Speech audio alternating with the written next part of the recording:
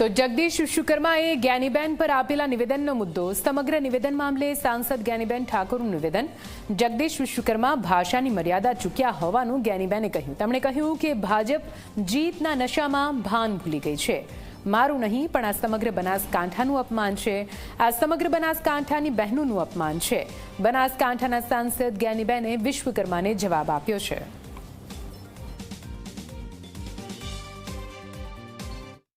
ભાજપના પ્રદેશ પ્રમુખ જગદીશ કર્માના નિવેદન બાદ કોંગ્રેસ આખી જ્ઞાનીબેન સાથે ઊભી છે અને ક્યાંક ને ક્યાંક જે પ્રકારનું નિવેદન આવ્યું હતું એમાં આકરી પ્રતિક્રિયા જ્ઞાનીબેને આપી છે। આપણી સાથે જ્ઞાનીબેન જ છે। જ્ઞાનીબેન, જે પ્રકારે જગદીશબેનનું નિવેદન છે, પ્રથમ તમારી પ્રતિક્રિયા શું? સૌ પ્રથમ તો લોકશાહી ઢબે જે બનાસકાંઠા કે જ્યાં પણ જે લોકો જીત્યા એને સ્થાનિક સ્વરાજની ચૂંટણીની શુભેચ્છાઓ। લોકશાહીની અંદર હાર અને જીત એ લોકશાહીનો ભાગ છે। જીત્યા પછી લોકોનું કામ કરે અને પ્રજાનું ઋણ ઉધારે। સાથે ગઈકાલે બનાસકાંઠામાં ભારતીય જનતા પાર્ટીના પ્રદેશ પ્રમુખ એ બનાસકાંઠાની મુલાકાતે હતા। ઠીક છે, ઘણા વર્ષો પછી એમને જિલ્લા પંચાયતમાં જીત મેળવી હોય તેનો ઉત્સાહ આનંદ હોય, પણ ત્યાં આવીને કદાચ બનાસકાંઠાની સમસ્યાઓ માટેની વાત કરી હોત, જે પ્રશ્નો વર્ષોથી ઉકેલ નથી આવે હમણાં 30 વર્ષના શાસનમાં, એના માટેની ખાતરી આપી હોત તો અમે પણ એમને અભિનંદન આપોત ને આભાર માનત લોકશાહી ઢબે।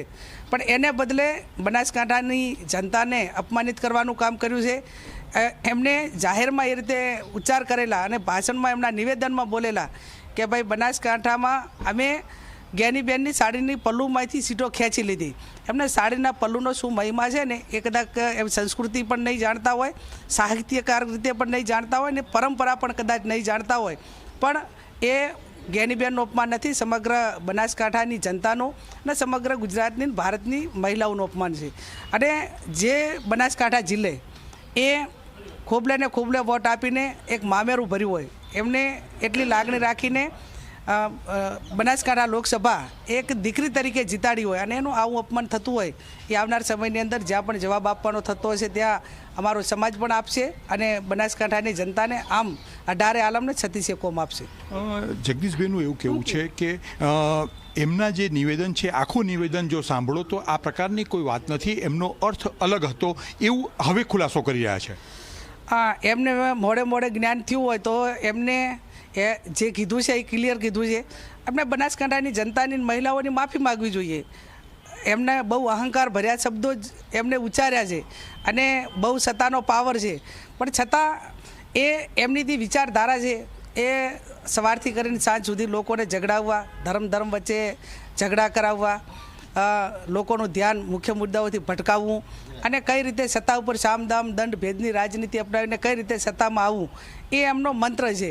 છતાં એ મંત્ર એમનો હોય તો એ એમને મુબારક છે, પણ કોંગ્રેસ પાર્ટી હોય, અમે સૌ લોકોના જે ડેમોક્રેસી કે લોકશાહીનું રક્ષણ કરવાનું થતું હોય કે લોકોના પ્રશ્નો માટે જ્યાં પણ લડવાનું થતું હોય એ કોંગ્રેસ પાર્ટી લડશે। બેન, અંતિમ સવાલ, બંને બનાસકાંઠાના છો, આમ બનાસકાંઠા વતની હોવાના કારણે ભાઈ બહેનનો સંબંધ થાય અને આ ભાઈ બહેનના સંબંધમાં વિવાદ કેવી રીતે?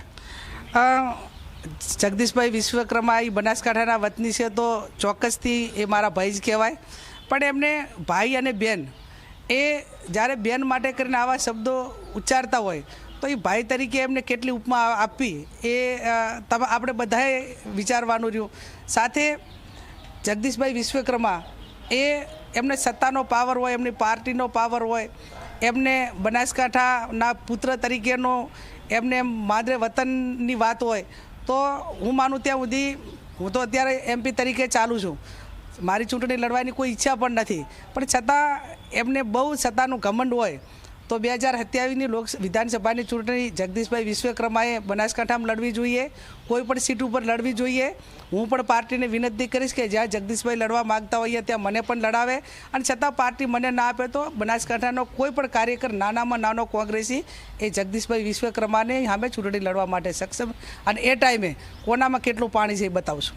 આભાર જ્ઞાનીબેન। જ્ઞાનીબેને સ્પષ્ટ રીતે જગદીશ વિશ્વકર્માને ચેલેન્જ આપી છે કે એક તો પ્રથમ એમને બનાસકાંઠાની બહેનોની માફી માગવી જોઈએ એ પ્રકારની માંગણી કરી છે। સાથે ક્યાંક ને ક્યાંક સીધી રીતે જીતે જોવા જઈએ તો તેઓએ સ્પષ્ટ રીતે 2027ની વિધાનસભા ચૂંટણી જગદીશ વિશ્વકર્મા બનાસકાંઠાથી લડે એવી પણ ચેલેન્જ આપી છે। કેમેરામેન તુષાર સાથે હિતલ પારેખ, જી મીડિયા, ગાંધીનગર।